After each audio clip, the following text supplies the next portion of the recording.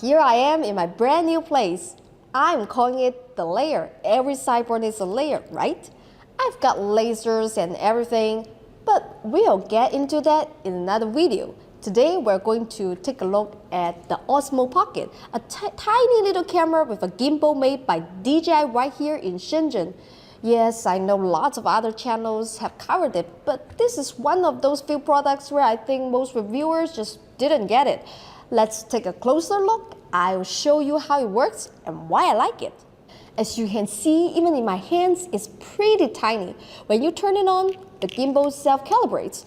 This is the one thing I don't like. The field of view of the camera lens is much too narrow for vlogging. You can put a magnetic wide-angle lens on which fixes the issue, but only after the camera self-calibrates. So you end up taking it on and off when really, if it were up to me, I would like to be able to just leave it on all the time. There's a tiny touch screen on the front and basic controls. I didn't mess too much with that, no need. And this small display was perfectly fine for framing shots, but you can also connect it to your phone and get access to a lot more options. It has an internal battery that seems to last about 2 hours. I didn't have any problem with the battery dying, and I always have a power bank with me anyway, so I don't view this as a big issue. 2 hours is perfect for a day of vlogging. Trying to edit more than that each day and cut it down would be too time consuming. This brings me to my main point.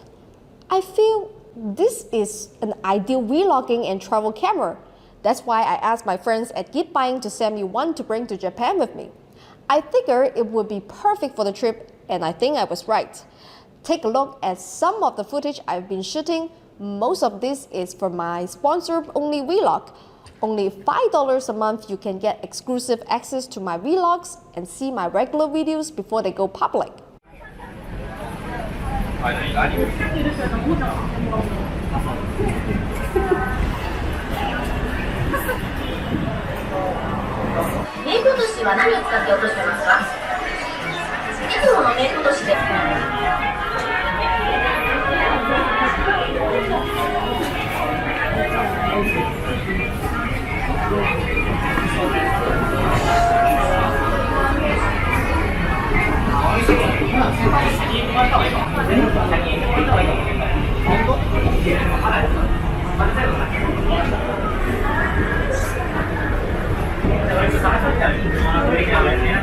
Okay.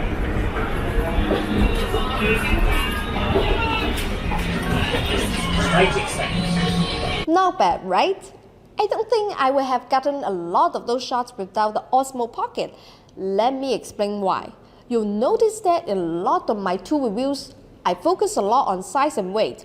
Obviously, because my hands are about half the size and I'm about a third as strong as most guys, who are the sort of people these tools tend to be designed for.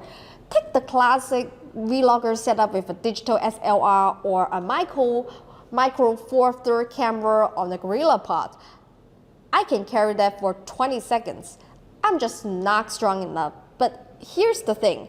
I've started noticing as I watch more vloggers use that kind of setup. They aren't strong enough for it either. You see shots end up at a natural break in the conversation or when the action stops. But when the camera starts to shake because they're tired from holding it up, sure, they can hold it up 10 times longer than me, but their content is still dictated by and limited by their stamina. They're missing great natural unscripted shots because it takes time to get that whole thing out, and there is a physical limit on how long they can shoot for. Sure, they get super duper ultra high quality video of whatever they're able to shoot, but there are a ton of shots they just won't get.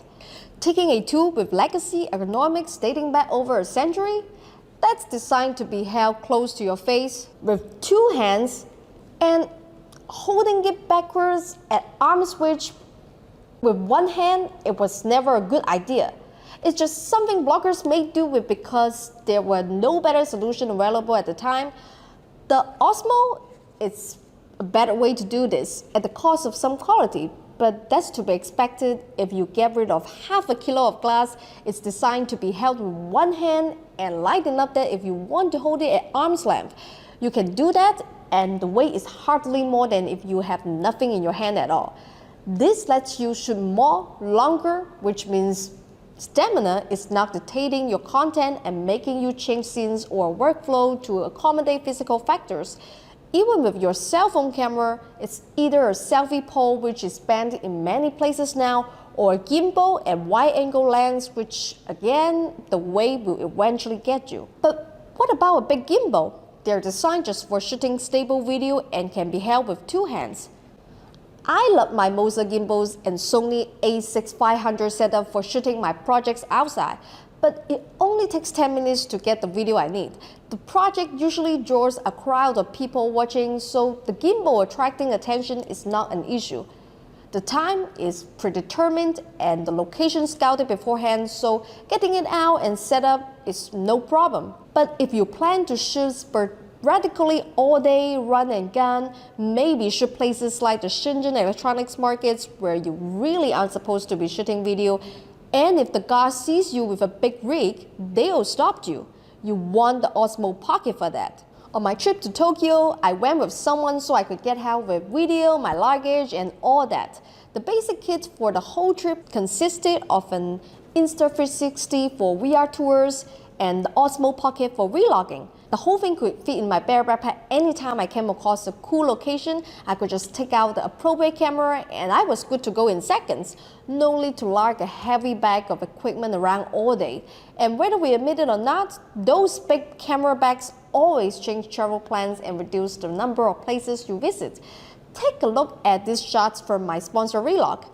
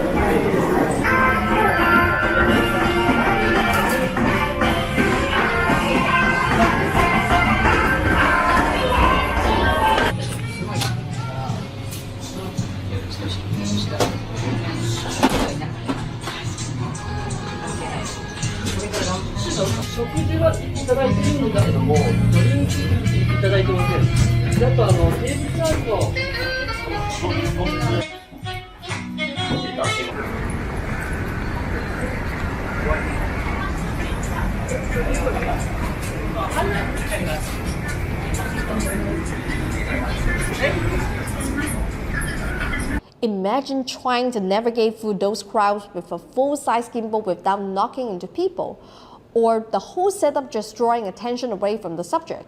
It would be incredibly difficult. As for quality, you can see more than good enough for my needs. Could the audio use work? Yeah, but again, it's good enough for vlogging. If you want to start getting into video, I wouldn't say the Osmo should be your first purchase. That should be a good quality phone with a camera. But if you are shooting outside of a studio or workshop, outdoors, food, travel, I definitely think it's the best option available for getting stable shots that you'll miss while dragging larger equipment around or waiting to get it unpacked. If you decide to buy one, do me a favor and buy it from Gift Buying and thank them for giving me a review unit.